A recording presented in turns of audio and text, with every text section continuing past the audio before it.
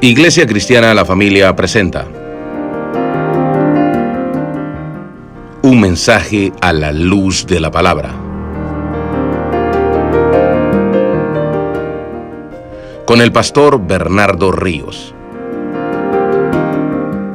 A continuación.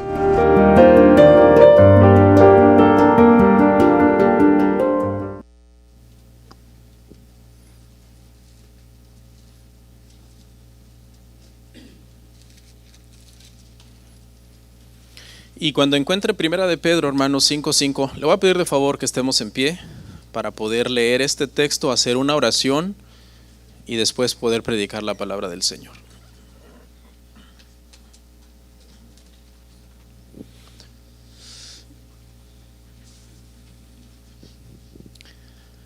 Primera epístola de Pedro, capítulo 5, versículo 5, dice así: Igualmente, jóvenes, estad sujetos a los ancianos, y todos sumisos unos a otros.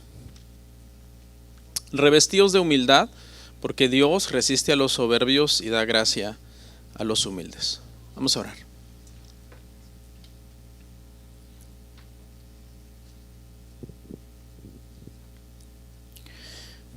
Padre, te doy muchísimas gracias por este día tan especial que vamos a tomar, Señor, el pan y el vino. Gracias, Señor, porque hoy recordamos, hoy celebramos este memorial, Señor, de la Santa Cena como iglesia. Antes de eso, Señor, vamos a meditar en tu palabra. Yo te ruego, Señor, que gustemos de la dulzura de ella, que nos deleitemos, Señor, en escucharla, en oír su explicación, en entenderla y en deleitarnos, Señor, en tu sabiduría, Señor, que hay en las Escrituras. Que la iglesia pueda ser edificada, todos los hermanos bendecidos. Que tu Espíritu Santo nos guíe, nos convenza, nos muestre la verdad y nos convenza, Señor, de ella.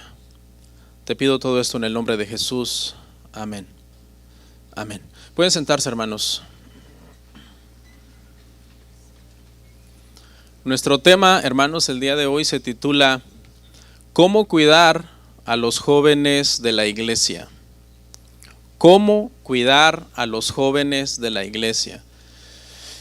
Quiero aclarar, hermanos, que este es un tema para todos. No es un tema de jóvenes, ¿ok?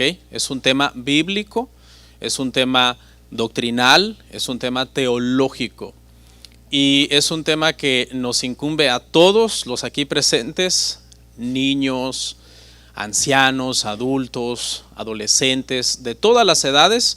Este tema es para nosotros. Tengo 3 propósitos, hermano, al dar este tema. 3 propósitos. Propósito número 1, buscar, hermano, la sanidad de las familias. Tener familias sanas en la fe. Propósito número 2, estoy buscando por medio de este tema tener una iglesia más unida. Que todos nosotros estemos más unidos unos con otros, independientemente de la edad. Y propósito número 3, estoy buscando el bienestar espiritual de cada persona joven en este lugar. Toda persona que está dentro de los rangos que a veces consideramos como la juventud, pueda ser beneficiado espiritualmente. Hermanos, ya tengo más de 15 años en el pastorado. En estos 15 años creo que he ganado alguna experiencia en el tema de los jóvenes. Obviamente llegó un momento en mi vida en donde todo lo que yo había enseñado o había creído acerca de este tema sufrió un cambio, sufrió una reforma. Comencé a estudiar este tema de los jóvenes desde un punto de vista más bíblico, más sano, más doctrinal, y eso generó en mi postura con respecto a esto, pues algunos ajustes, algunos cambios, hermanos. Pero a lo largo de los años, hermano, ahora que ya tengo un poco más de entendimiento y le pido a Dios que me siga dando para seguir aprendiendo del tema, creo que no lo sé todo. A lo largo de los años, hermano, han venido algunos padres a mí, se han acercado a mí algunos padres, e inmediatamente uno se da cuenta cuando hay molestia, cuando hay incomodidad en la persona, y me han preguntado en un tono un tanto intrigante, me han dicho: pastor, ¿y ustedes no piensan hacer nada con los jóvenes? Entonces yo les respondo, yo les digo: hermano, ¿a qué se refiere? Entonces me dicen: es que mi hijo fulano o mi hija fulana últimamente se está portando muy mal. Entonces yo, por misericordia, porque yo sé que los hermanos no tienen el mismo entendimiento doctrinal y teológico de uno, yo por misericordia les digo: hermanos, vamos a ver qué hacemos, vamos a ver qué planeamos. Pero para serles sincero, por dentro digo yo: wow, estas personas quieren que uno haga su trabajo. Me estoy sincerando. Pregunta: ¿cuántos queremos lo mejor para nuestros jóvenes? Todos queremos lo mejor para nuestros jóvenes, hermano. Queremos que les vaya bien, ¿verdad? ¿Quién de ustedes no va a querer que le vaya bien a sus hijos jóvenes? O a los hijos jóvenes de otro hermano o otra hermana a quien tú aprecias. O a los jóvenes que has visto aquí por años dentro de la iglesia. Todos queremos que les vaya bien. Por ejemplo, no queremos que un día apostaten la fe. Los hemos criado en el cristianismo y no queremos que un día nos digan: somos ateos, o que nos digan: voy a irme a otra religión, y que nos salgan con que se van a ir a una religión anticristiana, por ejemplo. No queremos también un día que ellos dejen de asistir a la iglesia, la cual muchos de ellos que nacieron en la iglesia han asistido desde niños a la iglesia. Y sería bastante duro para nosotros que un día ellos pierdan ese gozo por la casa de Dios, por ir al culto, y que nos digan: ¿sabes qué? Yo ya no quiero asistir a la iglesia. Yo creo que todos los queremos ver adultos, maduros, casados, trabajando, teniendo sus hijos, teniendo su familia, y obviamente criando a sus hijos también en la fe, como personas de Dios, que los queremos ver que son gente de Dios. De hecho, si nos ponemos más espirituales, y que es muy bueno, ¿quiénes de nosotros no los queremos de hecho ver llamados al ministerio? Que dentro de aquí algunos de los hijos de nosotros sean los pastores de las generaciones que vienen, los teólogos, ¿por qué no? Los que van a defender la fe, los apologistas que un día con convicción van a defender la fe y van a defender al evangelio. Queremos ver una siguiente generación que tome la estafeta que nosotros les vamos a pasar y que corran con esa estafeta la carrera de la fe, proclamando con convicción el evangelio. ¿Quién no va a querer ver así a sus hijos y a los jóvenes? Ahora, la pregunta que surge acá es: ¿qué podemos hacer como iglesia en pro de que todos estos buenos deseos que nosotros tenemos para los jóvenes se cumplan? ¿Qué podemos hacer como iglesia? Y yo estoy seguro que a la mente de muchos de ustedes pueden venir muchas cosas en este momento. Alguno puede estar diciendo: pastor, podríamos hacer la estrategia X. Otro podría decir: podemos planear y ver si nos da resultados.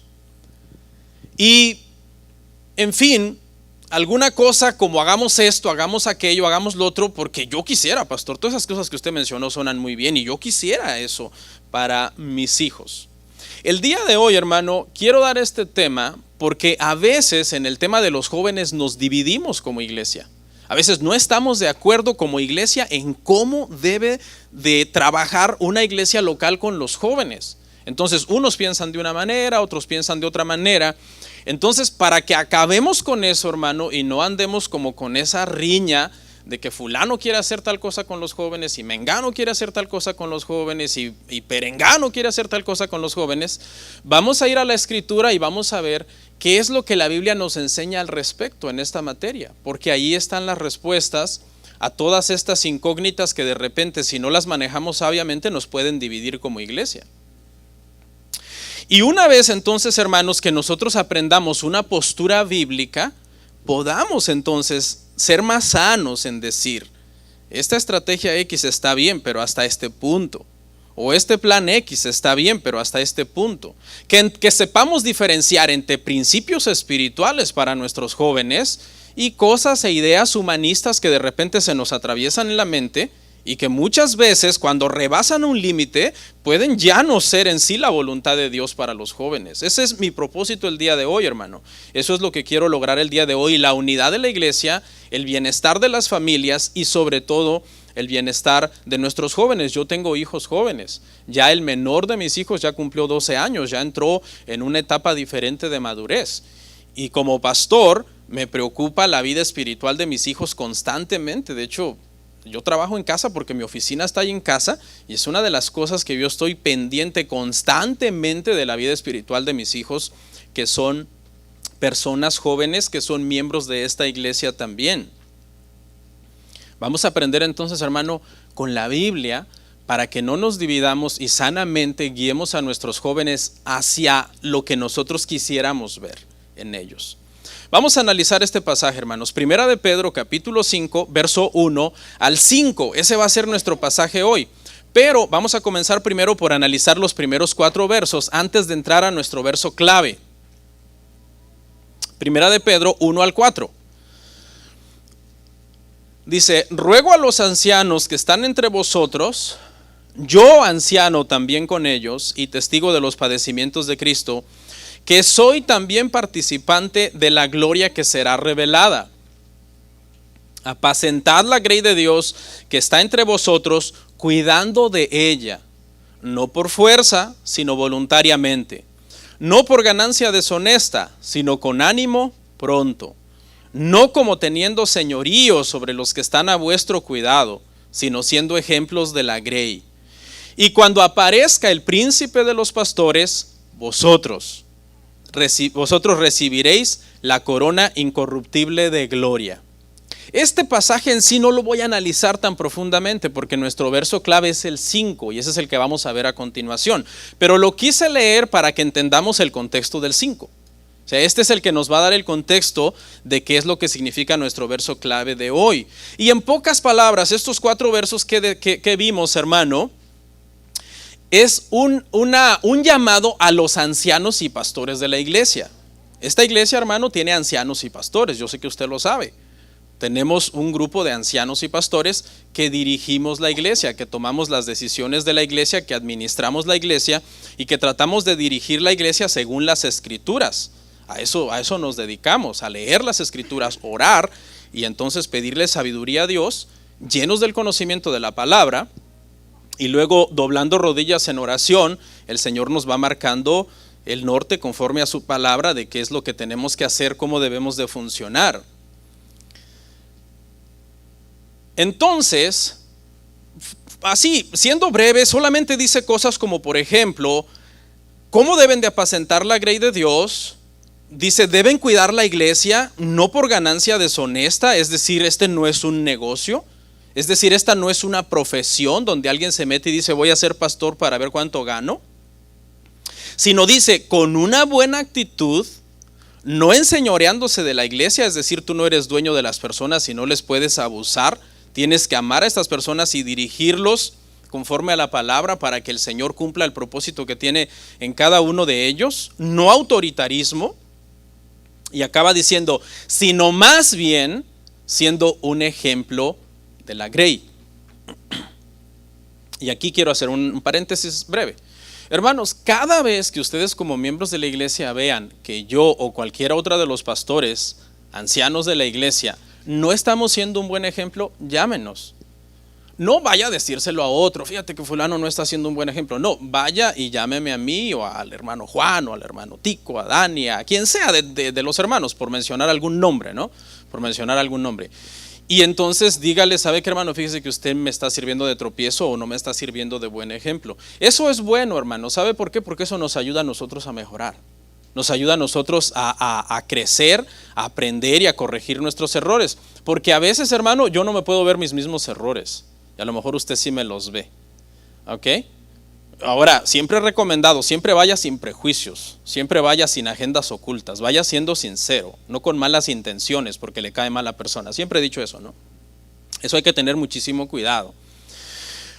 Bueno, hermanos, y dice, cuando ustedes sean un buen ejemplo, es decir, los ancianos de la iglesia, y dirijan bien la iglesia, entonces dice, aparecerá el príncipe de los pastores, que es el verdadero pastor de toda la iglesia, el que dio la vida, hermanos, en la cruz del Calvario, su sangre en la cruz, y él dice, les dará su recompensa, les dará una corona, dice, incorruptible de justicia a todos ustedes cuando sean buenos pastores. Y es en ese contexto, hermano. Primero Pedro, usado por el Espíritu Santo, le está hablando a un grupo de gente. Identifiquemos este grupo del verso 1 al 4. ¿Qué grupo es? Ancianos y pastores. Ahí del 1 al 4 no le está hablando a nadie más, a ninguna otra gente de la iglesia, más que ancianos y pastores de la iglesia. Ustedes y yo, dice Pedro como anciano también entre todos ustedes. Y de repente, hermano, de la nada, Pedro cambia de tema. En el sentido de que cambia de audiencia. Mire lo que dice el 5. Primera de Pedro 5:5, por favor. Igualmente, jóvenes, estad sujetos a los ancianos, y todos sumisos unos a otros, revestidos de humildad, porque Dios resiste a los soberbios y da gracia a los humildes. Pedro acaba de dar instrucciones a ancianos y pastores de cómo ellos deben de conducirse con la iglesia. Ahora Pedro está a punto de comenzar, ahora Pedro cambia de audiencia y le va a decir a la audiencia cómo actúen ellos en referencia con los pastores. ¿Lo está mirando? ¿Sí lo ve? Y el grupo número 1 con el que él empieza, porque se refiere a todos, ahí mismo dice y todos, pero antes de y todos dice y ustedes, jóvenes. A los primeritos que aborda aquí Pedro es a los jóvenes de la iglesia, es decir, a las personas joven, a las personas que estaban dentro de una categoría de juventud. Y lo primero que les dice es, estad sujetos a los ancianos. Y aquí, hermano, todo mundo, si usted busca Biblias de estudio, por ejemplo, de sana doctrina, la exégesis de este verso es, hermano, que Pedro se dirige a los jóvenes porque son uno de los grupos propensos dentro de la iglesia a rebelarse contra los ancianos y los pastores. Es decir, Pedro dice, ya les dije a los ancianos cómo actuar con la iglesia, ahora le voy a decir a la iglesia cómo actuar con los ancianos, pero de toda la iglesia, los que están más propensos a rebelarse contra los ancianos y contra los pastores son las personas más jóvenes de la iglesia. Esos son los que están más propensos a rebelarse. En otras palabras, los miembros jóvenes de la iglesia son las personas que les cuesta más sujetarse a los pastores. ¿Y desde dónde podemos ver esto en casa? Sí, esto viene ya desde casa. Los más difíciles a veces de sujetarse en casa son los jóvenes. Por ejemplo, mi esposa y yo no tenemos ningún problema en el tema de sujeción. A veces es con los hijos que uno les tiene que estar repitiendo a cada momento. Honra a tu padre y a tu madre. Es decir, hermanos, si muchas veces los jóvenes, escuche, si muchas veces los jóvenes no se sujetan ni a sus padres dentro de su casa, eso quiere decir entonces que van a tener una tendencia a no sujetarse a los adultos dentro de la iglesia.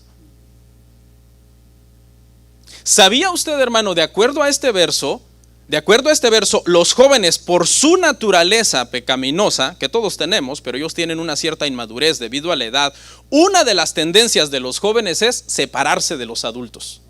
Esa es una tendencia de los jóvenes y eso lo vemos en casa también.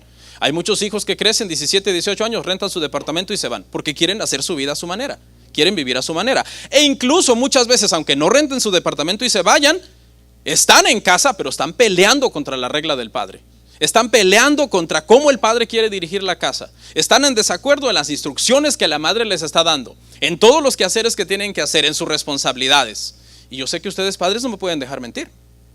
Nuestros hijos, por ser jóvenes y por tener esa tendencia separatista de ver a los adultos diferentes de ellos, tienden a luchar contra nosotros en ese proceso como de querer separarse y de querer ser hermanos independientes y de querer ser libres. Eso lo vemos en los jóvenes en casa. ¿Qué dicen muchos jóvenes en casa? Estoy generalizando obviamente, pero ¿qué dicen muchos jóvenes en casa cuando quieren hacer su voluntad y su padre no se los permite? ¿Qué dicen? Es que nuestros padres ya están viejos. Es que nuestros padres son aburridos.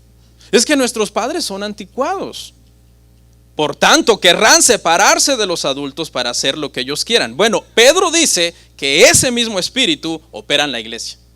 Que llegará un momento en que algún grupo de jóvenes, algún grupo de gente joven, verá al pastor y a los ancianos y dirá: el pastor ya está viejo.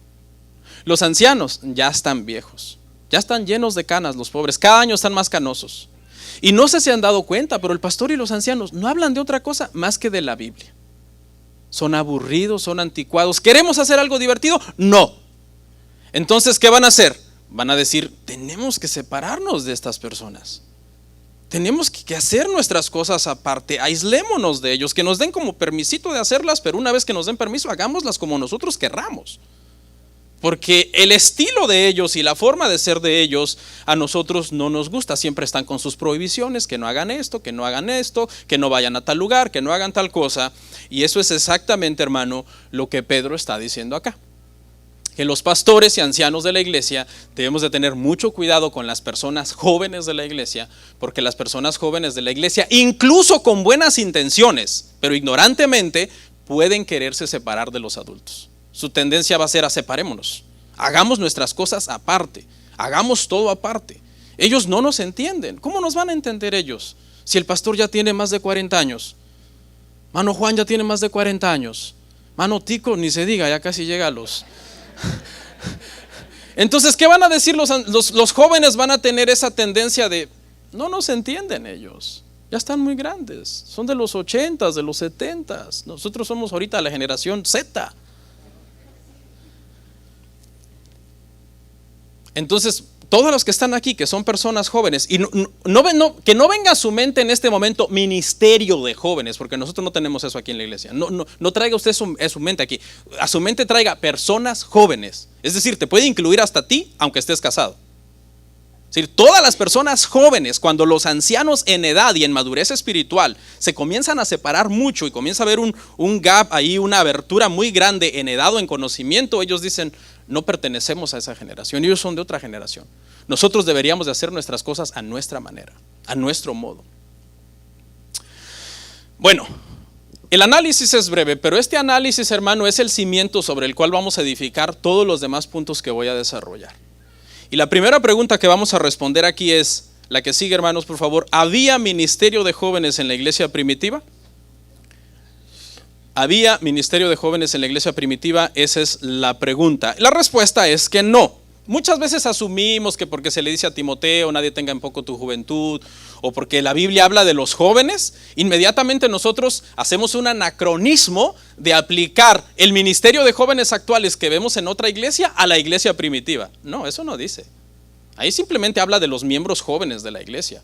Gente que era joven, pero no dice que había un ministerio de jóvenes. La iglesia, hermano, en el tiempo de la iglesia primitiva no estaba dividida en tantos grupos.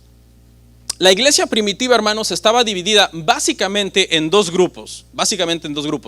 Adultos y niños.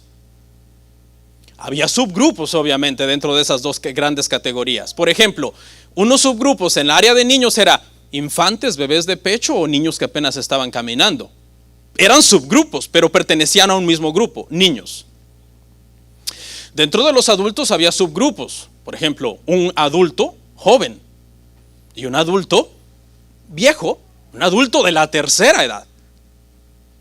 Pero a final de cuentas, esos subgrupos acababan en realidad en dos categorías. Dentro de la iglesia había adultos y había niños. ¿Qué era lo que se hacía con los niños? Bueno, a los niños a muy temprana edad se les graduaba en la adultez. A muy temprana edad. Los judíos, por ejemplo, lo hacían a los 12 o 13 años. Ya, tú ya no eres niño. ¿Cómo? Pero es que yo quisiera seguir jugando. No, tú ya no eres niño. Tú ya eres adulto, 12, 13 años. Y se celebraba o se celebra todavía el bar mitzvah. Bar, hijo, mitzvot, mandamientos, los hijos de los mandamientos. ¿Qué es eso? Que bar mitzvah, que ahora un niño a los 12, 13 años se vuelve hijo de los mandamientos. Bueno, lo que quiere decir es que ese niño desde que nacía estaba en la sinagoga con todos los adultos aprendiendo la Torah. Desde que nacía, estaba con los adultos aprendiendo la ley, aprendiendo los preceptos de Dios. Y después, 12, 13 años después de ser instruido en la ley, se le decía: tú ya sabes mucho la ley, tú ya eres responsable de guardar la ley. Y eso significa bar mitzvah. Ahora tú eres un hijo de los mandamientos. O sea, ya eres un adulto, es tu responsabilidad guardar la ley.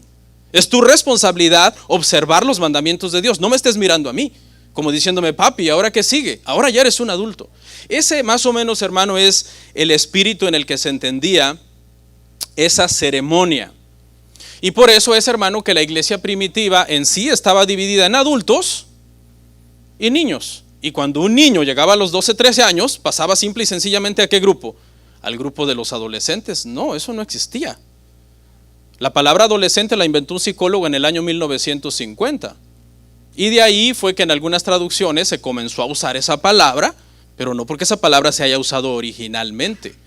Porque esa palabra adolecer quiere decir que les falta, ¿no? Que les falta madurez, y en ese sentido tiene un poco de lógica, pero no existía un grupo de adolescentes en la iglesia primitiva. Había niños y había adultos. Niños infantes de pecho, niños que ya caminaban, adultos jóvenes de 13 años, 12 años, y adultos grandes, mediana edad, 40, 45, adultos más grandes de 60, 65. Y ya no digamos 70, 80, porque en aquel entonces la gente no vivía tanto, la tasa de mortandad era mucho más elevada que ahora. Claro, nuestra cultura va a estar en contra de esto que yo estoy diciendo. Por supuesto, porque nuestra cultura es una cultura pragmática, es una cultura subjetivista, donde los psicólogos lo que quieren es sobreproteger a los niños. La sociedad moderna sobreprotege a los niños hasta los 18 años, hasta los 21 años, en algunos casos, diciéndole, si tú todavía tienes 17, tú todavía eres un adolescente, eres una persona pequeña. Eso si estudia historia. Si usted estudia la historia de la iglesia o la historia secular, eso no lo va a encontrar en la historia, eso no existía. A muy temprana edad los niños dejaban de ser niños y se convertían en adultos. Precisamente esos pensamientos, hermano, han hecho mucho daño a la sociedad actual y a la familia actual, y esa es la razón por la que tenemos adultos de 20 años, adultos de 25 años, adultos de 30 años comportándose como adolescentes, precisamente por ese problema. Siguen actuando como unos adolescentes, son inmaduros, son irresponsables, le tienen miedo a la vida, todo les da ansiedad. Si les dices algo fuerte, yo odio esta frase. Si les dices algo fuerte a uno de ellos, su frase favorita es, "You hurt my feelings". Hermano, si un día usted oye a uno de sus hijos diciendo eso, preocúpese. Preocúpese, porque la vida es dura. La vida es dura. La gente peca contra nosotros, el mundo es rudo allá afuera. Yo como padre muchas veces tengo que lastimar sus sentimientos para enderezarlos. Me estás lastimando mis sentimientos. Por ejemplo, tu hijo no se quiere levantar, 12 de la mañana, vas, lo levantas. Ya tienes rato hablándole, levántate desde las 8 de la mañana. A las 12 te cansas, vas, le agarras la cobija y se la quitas de un solo. Y cuando empiezas a oír un gemidito, estás lastimando mis sentimientos. Tú estás lastimando mi bolsillo, vete de mi casa. Hermano, tenemos un problema con muchos niños, hermano, con muchos hombres ya adultos de 18, 19, 20, 25 años que lo que quieren es seguir actuando como adolescentes, porque eso es lo que la sociedad, hermano, enseña. Estaba oyendo algo muy interesante el otro día y decía la persona, ¿por qué los jóvenes de ahora le tienen tanto miedo a la vida? Porque se han hecho muchas encuestas sobre depresión y ansiedad. ¿Que por qué los jóvenes de ahora le tienen tanto miedo a la vida? Hay muchas cosas que les aterran. Ir a la escuela les aterra, hacer un test les aterra, hacer un test de manejo para que ya les den la licencia les aterra. Les da una crisis, un ataque de pánico antes de subirse al carro y pues claro, fallan el examen, ¿no? Y la gente entonces, hermano, muchos estudiosos han dicho, ¿por qué la generación de cristal, porque así se le llama ahora la generación actual, la generación de cristal, son tan débiles? Y llegaron a la conclusión, hermano, muchos estudiosos, que es porque tienen la vida muy fácil. Y todo lo que les resulte difícil les da miedo. Ellos nunca han estado acostumbrados a resolver lo difícil. Todo lo que es difícil se lo resuelve ¿quién? Papi y mami. Nosotros se lo ponemos fácil en bandeja de plata. Entonces cuando a ellos les toca resolver eso, empiezan, hermano, con crisis de miedo, de pánico, de ansiedad, de depresión, y les da miedo la vida. La generación de antes, diferentes generaciones antiguas, la vida era dura. Querías agua, te despertabas a las 7 de la mañana en el campo, porque los gallos te despiertan a las 5, y querías agua, hay que ir al río a traer agua. Hoy los jóvenes abren la llave, las dos, la caliente y la fría, la dejan corriendo media hora mientras están estirando a ver si se deciden lavarse la cara, y a ti te duele cada gota que cae, ¿sí o no? Antes querías fuego, hay que ir al cerro a traer la leña. Tienes que traer leña para hacer el fuego. Hoy no, hoy prendes la estufa, ahí ya. Tienes frío, prendes el aire acondicionado, quieres bañarte con agua caliente, nada más le das a la caliente. Antes, si la gente quería comerse una tortilla, tenía que un año antes sembrar maíz. Y entonces la gente de antes, por ejemplo, si tú le hablas a mucha gente, estoy generalizando, del campo, que la vida ha sido difícil con ella, y tú le hablas de estrés, ellos te dicen, ¿qué es eso? ¿Qué es el estrés? ¿Qué es eso? No sé qué es el estrés. Su vida siempre ha sido difícil, siempre han estado acostumbrados a resolver cosas difíciles. Hoy le dices a un niño el domingo en la tarde, mañana es lunes y hay escuela. ¡Ay! Les da un ataque ahí nervioso, hermano. No quiero extenderme en el tema de la adolescencia. El punto que quiero dejar sentado aquí, hermanos, es que la iglesia primitiva, hermano, solamente tenía dos grupos, niños y adultos. Y que cuando los niños a los 12, 13 años llegaban a esa marca de tiempo, simplemente se convertían en adultos. Personalmente, yo creo que este es el sistema correcto. Personalmente, yo no le veo ningún problema a que en una reunión de hombres, donde hay hombres de 30, 40, 50 y 60, vengan los niños de 12, 13 años a juntarse con nosotros. ¿Cuál es el problema? Ya sé lo que es el problema para algunos. No, es que mi hijo no va a entender. No, es que mi hijo, para empezar, ni les interesa el tema de esos viejitos. Entonces, ¿sabes por qué tu hijo está así? Ni le interesan temas serios, ni nos va a entender, porque precisamente ha sido entrenado para ser un niño chiquito. No está siendo entrenado para ser un adulto responsable. Nosotros tenemos que entrenar, hermanos, a nuestros hijos para que les comience a preocupar la vida y a interesarse por las cosas que de verdad les va a hacer bien. Segunda pregunta. Entonces, ¿cómo surgieron los grupos de jóvenes? ¿Cómo surgieron los grupos de jóvenes? Hubo tiempos en el pasado, hermano, en que la iglesia tuvo muchos huérfanos. ¿Por qué? Por ahí de la Edad Media, hermano, en esos años, 1000, 1200, la tasa de mortandad era altísima. No había tantos avances médicos como hoy. Dice que cuando una persona llegaba a los 60 años, había un parásito que por lo general ya casi todo mundo a los 60 años tenía. Había un parásito que se iba desarrollando. Y cuando tú llegabas a los 60 años, como la medicina no existía como hoy, ni los hospitales, ni los analgésicos y todo eso, a los 60 años ya una persona era un viejito lleno de enfermedades y moría, las personas morían. La tasa de mortandad era muy temprana en aquel entonces. Entonces eso generaba en la iglesia, hermano, muchos huérfanos. Entonces las iglesias, hermano, comenzaron a entrenar hombres dentro de los ancianos o pastores dentro de los ancianos que se hicieran cargo de cuidar a esos huérfanos, de enseñarles a orar, de ver por ellos, de mentorearlos, de hacer el papel de figura paterna para todos esos huérfanos. ¿Y eso está bien? Sí, porque de hecho eso es bíblico, ¿verdad? La iglesia tiene que cuidar a los huérfanos. ¿Cuál fue el problema? El problema fue que ese grupo de jóvenes huérfanos se institucionalizó en la iglesia y dijo, pues que opere para todos los jóvenes, no solo para los huérfanos, sino para los jóvenes que tienen padre. Ese fue el problema. Ayudar a los huérfanos, ayudar a los jóvenes que no tienen padre, mentorearlos, fungir como figura espiritual para ellos, ayudarles, orar por ellos, aconsejarlos, etcétera.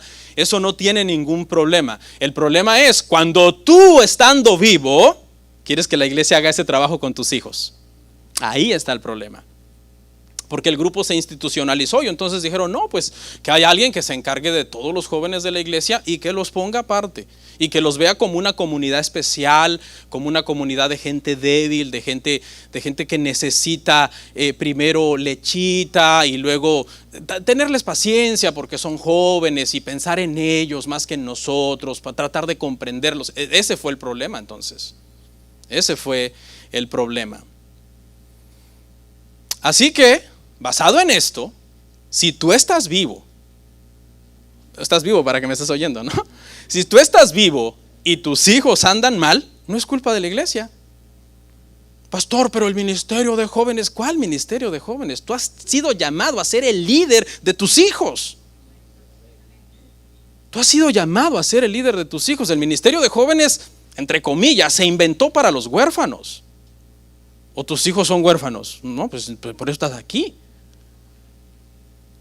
Pregunta que sigue. ¿Cuáles son los peligros de un grupo de jóvenes? ¿Cuáles son los peligros de un grupo de jóvenes? O de un ministerio, mejor dicho, ¿no? Porque hay grupos de jóvenes que pueden ir a jugar fútbol y eso no tiene ningún peligro. Pero de un ministerio, cuando eso se institucionaliza. Bueno, ¿tiene algo de malo que los jóvenes, como digo, vayan a jugar fútbol, se diviertan, vayan a nadar juntos, hagan tareas juntos, platiquen, tengan un grupo de chat y todo eso? Claro que no. Yo no estoy hablando de eso. Yo no estoy hablando, hermano, de que, por ejemplo, que nuestros jóvenes se integren, se conozcan, se amen, oren unos por otros. Eso no tiene nada de malo. Algunas veces he visto a mis hijas en su laptop, en el teléfono, y le digo, ¿qué haces? Estoy ayudando a fulano o a fulana con una tarea. Está bien. Me gusta que mis hijas ayuden a alguien o que amen a alguien y que se preocupen por alguien y que tengan otros jóvenes con los cuales salen a hacer cosas. Y de hecho les gusta. A veces me dicen, papi, ¿cuándo vamos a ir con los jóvenes a hacer algo? Deja vemos. Pero entendamos que lo que está mal es cuando nosotros, hermano, creemos que eso es un ministerio de jóvenes que tiene un deber espiritual con nuestros hijos. Y aquí le voy a hablar, hermano, de 3 peligros. Primer peligro, tener su propio pastor de jóvenes. Tener su propio pastor de jóvenes. Ese es el primer peligro en el cual nuestros jóvenes en la iglesia pueden incurrir. Número 1, hermano, porque todos sabemos que el pastor de jóvenes no existe en las escrituras. Eso es completamente, hermano, errado en ese sentido. ¿Ok? Pero muchos dicen, ok, ya entendí, no hay pastor de jóvenes, no es bíblico. Pero es que el pastor ya está viejo. No entiende a los jóvenes. El pastor ahí pasa encerrado en su oficina estudiando teología, él no tiene ningún plan para los jóvenes. Entonces dicen, ¿y si hacemos algo nosotros? Porque el pastor está dormidote. Contratémosle un pastor para jóvenes a ellos. Ahorita, aquí ya estoy hablando en general, no es algo que va a pasar en nuestra iglesia, ¿no? Pero hay iglesias que hacen eso. Contratemos a uno carismático y joven que sea el pastor de nuestros jóvenes para que los cuide. Ese es un error, hermano. Eso es división dentro de la iglesia. Eso es una división. Los jóvenes deben de ser enseñados, hermano, por los adultos de la iglesia, por los ancianos y los pastores de la iglesia. Eso aprendimos, ¿no? Primera de Pedro 5 del 1 al 4. ¿Quiénes son puestos en la iglesia para enseñar teología y doctrina en la iglesia? Los ancianos, los pastores de la iglesia. ¿A quiénes? A todos. ¿De qué edad? De cualquier edad. ¿Usted alguna vez ha mandado a su hijo, por ejemplo, a la middle school? Su hijo tiene 12 años, 13 años y está en middle school y lo llama a reunión el maestro y usted llega y el maestro es otro teenager de 13, 14 años. ¿Ustedes han visto eso? No, ¿verdad? ¿Quiénes son? Son adultos, ¿no? Adultos son los maestros de nuestros hijos en la escuela. No pone el gobierno a otros teenagers a darle clases a otros teenagers. Entonces, esto está mal, hermano. Muchas iglesias ven a un adolescente por ahí que como que destaca, como que le lleva unos mesecitos a los demás, tiene por ahí una reputación como de que lee la Biblia y ora, y dicen, tú vas a ser el líder de todos los demás adolescentes. Eso es un error. Eso es un error, hermano. Un líder de jóvenes, adolescente, eso, una persona inmadura que no está calificado, hermano, en el ministerio, que no tiene un buen testimonio dentro de la iglesia, eso es peligroso para nuestros hijos.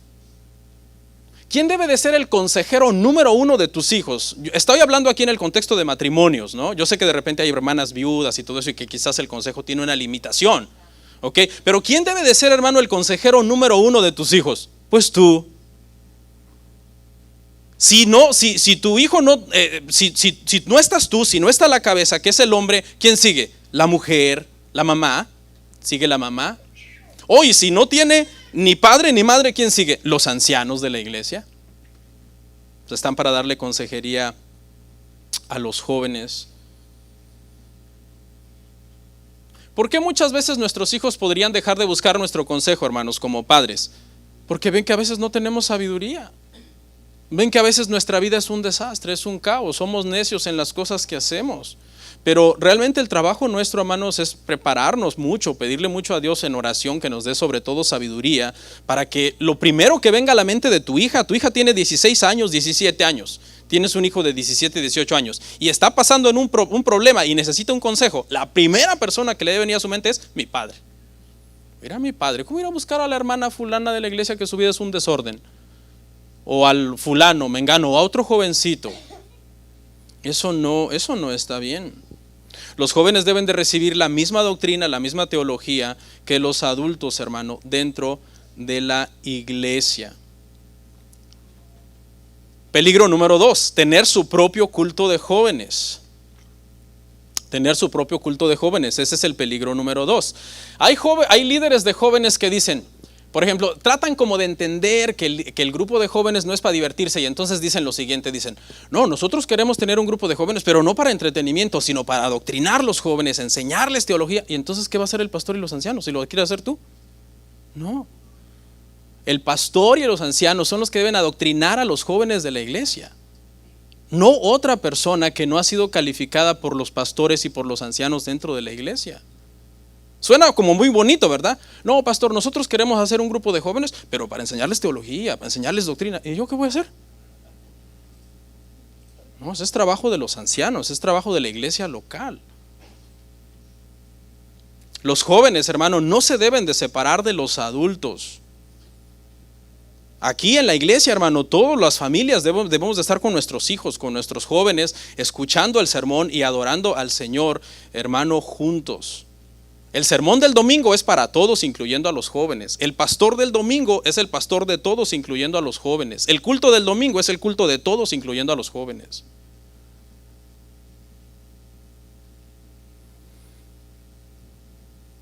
Estamos viendo que, ¿en qué piensan solamente muchos jóvenes en casa? En entretenimiento, ¿sí o no? Seamos honestos. Muchos jóvenes dicen, estoy aburrido, ¿qué hago? Voy a ver una película. Apagan Netflix. ¿Y ahora qué hago? Voy a meterme a jugar un videojuego. Juegan un rato, apagan eso. ¿Y ahora qué hago? Pues no sé, voy a jugar fútbol. O sea, los jóvenes de por sí pasan pensando en diversión y luego les hacemos un culto para que se sigan divirtiendo. ¿Cuál es el sentido? Les tenemos que enseñar a los jóvenes, hermano, que la iglesia es la iglesia. La iglesia es la iglesia, es un culto de adoración al Señor. Repito, todo tiene su tiempo. Todo tiene su tiempo. Podemos jugar fútbol con los jóvenes. A mí me encanta jugar fútbol con ellos. El otro día fuimos y estuvimos jugando fútbol por allá con ellos. Pero eso no es un culto de jóvenes, es una actividad de jóvenes. Eso no podemos tener cultos para jóvenes aparte para enseñarles teología y doctrina. Eso es división. Tercero, tener su propio edificio. Porque esto pasa, hermano. Bueno, aquí no podemos tener ni uno, ¿verdad? Pero hermano, yo he ido a muchas iglesias que tienen su propio edificio para jóvenes, porque el pastor y los ancianos, los jóvenes lo están presione y presione con sus padres. Es que queremos algo para nosotros especial. Entonces acaban construyéndoles otro edificio. Entonces la iglesia tiene 2 edificios. Uno tradicional, con sus bancas de madera, así, su órgano de paipas y todo así como para viejitos. Y luego otro de negro con luces neón y carpeta de colores y todo eso. Entonces los jóvenes tienen su propio pastor, tienen su propio culto y tienen hasta su propio edificio. Y no estoy diciendo, hermano, que tener 2 edificios esté mal. Entonces pueden tener 2 edificios y un día aisladamente usar uno de los 2 edificios para hacer una conferencia de jóvenes. Lo que estoy diciendo es que está mal tener 2 auditorios con el propósito de tener 2 iglesias, 2 pastores, 2 cultos. Eso está mal. Y eso ya son 2 iglesias, eso ya no es una iglesia. Pregunta que sigue. ¿Por qué estas estrategias son nocivas? ¿Por qué estas estrategias son nocivas? Porque alguien dirá, es que a mí no me suena tan mal. 2 pastores, 2 cultos, 2 edificios. ¿Por qué son nocivas? Bueno, en primer lugar, hermano, porque hace daño a la familia. Le hace pensar a los padres que es responsabilidad del ministerio de jóvenes ver por la espiritualidad de sus hijos. Y eso los puede hacer relajarse y confiarse y decir, ay, que los hermanos hagan mi trabajo. Eso es malo, eso divide, trae división a la familia y hace que los padres se pongan flojos en cuanto a sus responsabilidades para con sus hijos, hermano. No sea irresponsable, hermano, de lo que a usted le toca. A usted le toca lidiar con sus hijos de 12, de 13, de 15, de 17, de 18. Dios lo puso para eso. Usted es el líder de sus jóvenes. Usted es el consejero principal de sus jóvenes en casa. como decimos allá en mi país, una frase así, espero que no signifique algo malo en otro país, pero decimos en México, no le saque. O sea, póngase firme y lidie con esos chamacos, con esos muchachos, y haga su trabajo. Y muchas veces van a estar enojados con usted. Hoy hay un video por ahí que se hizo viral de un hombre que cuando era joven, dice que le dijo a su mamá, le dijo el hombre, mamá, fíjate que este domingo no quiero ir a la iglesia. Y la mamá le dijo, mi hijo, eso pasa muy seguido, a mucha gente le pasa eso de que a veces no tiene ganas de ir a la iglesia. Entonces el joven dijo, entonces este domingo no voy. La mamá le dijo, no, este domingo vas sin ganas. O sea, aunque no tengas ganas, vas a ir. No sé si lo miraron ese video, me gustó, que anda por ahí circulando. Hermano, esto divide las familias. Por eso estoy dando este tema. Alguien dirá, ¿qué tiene de importancia este tema en un día de Santa Cena? Este tema es de suma importancia para la unidad de nuestra iglesia local. No podemos dejar que los jóvenes se comiencen a separar de nosotros y a querer empezar a creer cosas que a lo mejor ni nosotros enseñamos dentro de la congregación. De ahí salen luego facciones a veces liberales, hermano. Yo he sabido de iglesias que se dividen, que todo el grupo de jóvenes se va y dicen, ya no queremos tener nada que ver con esto, ni con nuestros padres, se van hasta de su casa. Escuché una historia, hermano, de un pastor que dice que había una familia que funcionaba así. Ellos iban al culto de adultos con el pastor viejito, al templo tradicional con bancas de madera, a oír doctrina con el pastor, y su hija estaba yendo a la iglesia de jóvenes con el pastor joven, al auditorio moderno. Y ese era el entendimiento que ellos tenían, hasta que meses después se enteraron que hace meses su hija no iba a la iglesia. El pastor de ella les dijo, no, si su hija ya no viene. Hace meses que su hija no viene aquí. ¿Y por qué ellos no sabían, hermano, de lo que estaba pasando con su hija? Porque funcionaban como una familia dividida desde casa. El domingo ellos salían, se subían a su carro, se iban a la iglesia del pastor viejito, anticuado y aburrido, que ya los jóvenes no querían. Y luego después su hija, como a los 10-15 minutos, ya se iba a su carro, pero a saber a dónde se iba. Ellos pensaban que era la iglesia, pero no. Punto número 2, el daño a la iglesia. Esto también daña a la iglesia, hermano.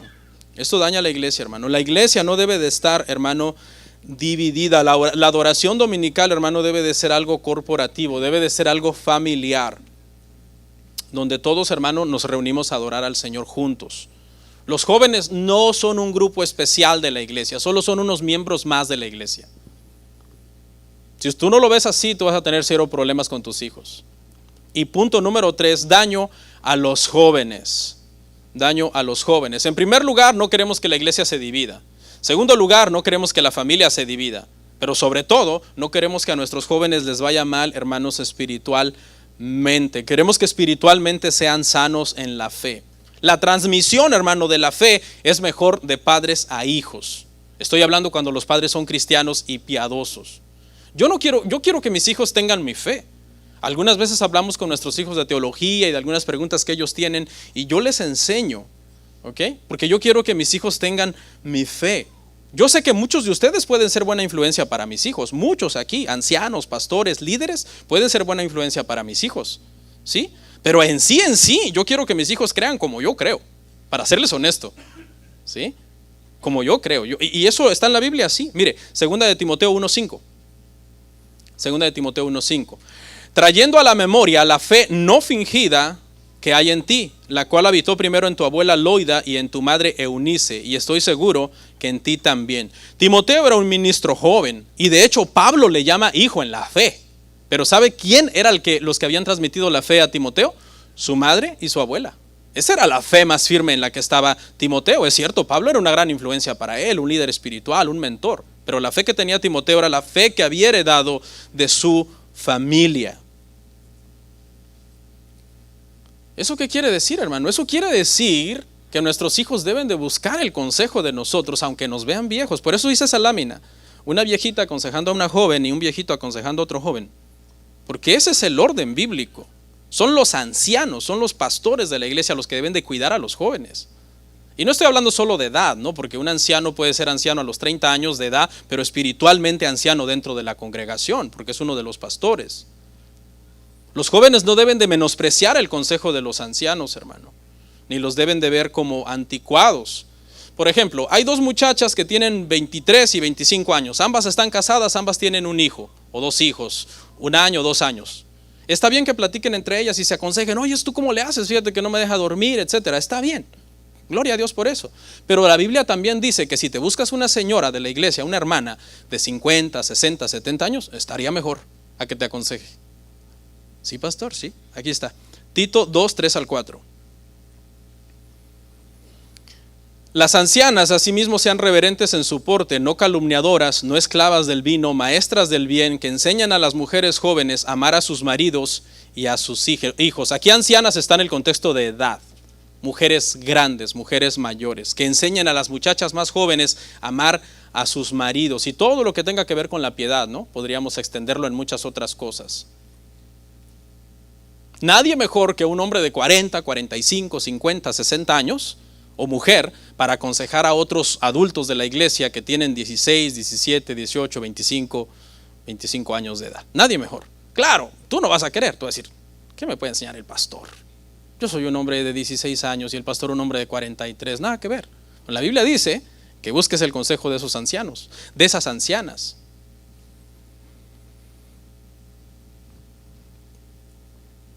No hay un evangelio especial para los jóvenes, hermano, eso no existe. No hay un evangelio para adultos, no hay un evangelio para jóvenes, el evangelio es el mismo. Y podemos ver un respaldo a lo que estoy diciendo. Pregunta, ¿qué edad tenía Jesús cuando él se juntaba con los adultos para hablar de la palabra? ¿Alguien se acuerda? 12 años. ¿Qué hacía Jesús? Juntarse con los adultos para hablar de la palabra. O sea que podemos decir entonces que un joven de 14 años puede estar allá en aquella esquina hablando con un hermano de 45 acerca de doctrina y teología y que eso es correcto. Sí, eso es correcto. Tú no te deberías de asustar. Ay, mijo, ¿qué haces aquí hablando de teología? Vete con tu Xbox al carro a esperarme. Porque muchas veces los padres son los responsables de añoñar a los hijos y de hacerlos más chiquitos de lo que ellos de por sí ya son. La mejor estrategia para los jóvenes en la iglesia, vamos cerrando. La mejor estrategia para los jóvenes en la iglesia. Primero quiero hacer unas preguntas, voy a leerlas y luego procedemos. ¿Qué les podemos enseñar a nuestros jóvenes que sea bueno para ellos? Segunda pregunta, ¿cómo les podemos convencer a los jóvenes para que acepten sus errores cuando están mal? Los jóvenes a veces son obstinados, no sé si le ha pasado, hermano. Está lidiando con un joven, estás mal, hijo. No. Estás mal, hija. No, yo estoy bien. Son obstinados. ¿Cómo podemos convencerlos de sus fallas? ¿En qué podemos instruirlos para que estén preparados? La respuesta está en las Escrituras. Mire lo que dice 2 de Timoteo 3, 16 al 17. Toda la Escritura es inspirada por Dios y útil para enseñar, para redarguir, para corregir, para instruir en justicia, a fin de que el hombre de Dios sea perfecto, enteramente preparado para toda buena obra. ¿Este versículo se lo podemos aplicar a los jóvenes? Claro. Todos los que ya pasan una edad de la niñez a la adultez, ¿ok? Y que ya se consideran personas, adultos y jóvenes y niños, este versículo, hermano, es para toda persona.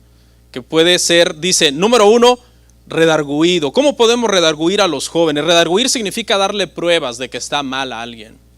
¿Ok? Es Cristo. Cristo, hermano, es el único que puede hacer ver a nuestros jóvenes, hermano, su pecado. Muchas veces tenemos miedo que el mundo jale a nuestros hijos desde allá afuera, ¿verdad? Tenemos miedo que nuestros hijos entren en contacto con muchas cosas del mundo porque decimos eso los va a traer. Pero muchas veces no les cuidamos el corazón que desde dentro de ellos los está empujando, desde dentro de tu casa. Porque su enemigo número 1 de ellos no es el mundo allá afuera, es el corazón dentro de ellos que los puede empujar al mundo. Dice que podemos redarguirles, podemos corregirles también. Podemos corregirles empezando, hermano, por corregirles su corazón. Porque, pregunta, ¿pueden los incrédulos tener hijos correctos? Sí, porque los corrigen, les corrigen las acciones. Pero nosotros, hermano, por medio del evangelio, podemos más que moldear la actitud de nuestros hijos, podemos moldear su corazón, hermano, para que el Señor haga la obra en la vida de ellos. Un hijo se puede portar muy bien y perderse, porque una buena acción de parte de nuestros hijos no salva a nadie. Lo que queremos que haya en ellos es una obra de salvación en su corazón. Les podemos también, dice ese versículo, instruir, hermanos, en justicia, para que hagan las cosas por las razones correctas. Nuestros hijos pueden hacer muchas cosas buenas, pero no para la gloria de Dios. Pero cuando nuestros hijos hacen las cosas para la gloria de Dios, realmente están haciendo las cosas instruidos, hermano, en justicia. Para que sean, dice, perfectos.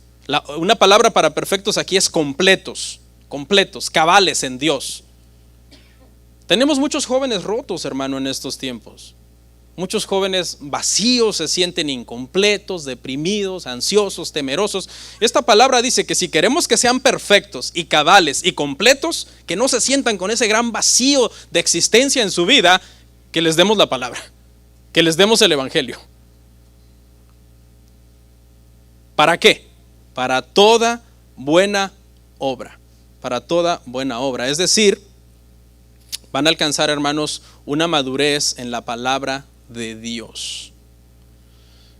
Hoy tenemos un problema, hermano. Mucha gente, 25 o 30 años, que son unas personas irresponsables, siguen actuando como jovencitos muchas veces. Pero para terminar voy a contestar esta pregunta. ¿Cómo podemos cuidar a los jóvenes de la iglesia? ¿Qué fue el título de hoy? ¿Cómo podemos cuidar a los jóvenes de la iglesia? Número 1, teniendo una iglesia fuerte en la palabra de Dios. Número 2, teniendo familias fuertes y unidas que buscan la piedad.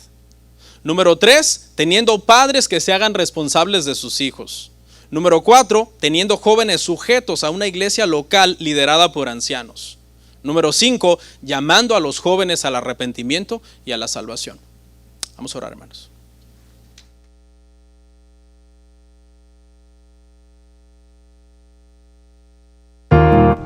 Comparte, suscríbete, dale like. Gracias por tu sintonía. Hasta la próxima. Bendiciones.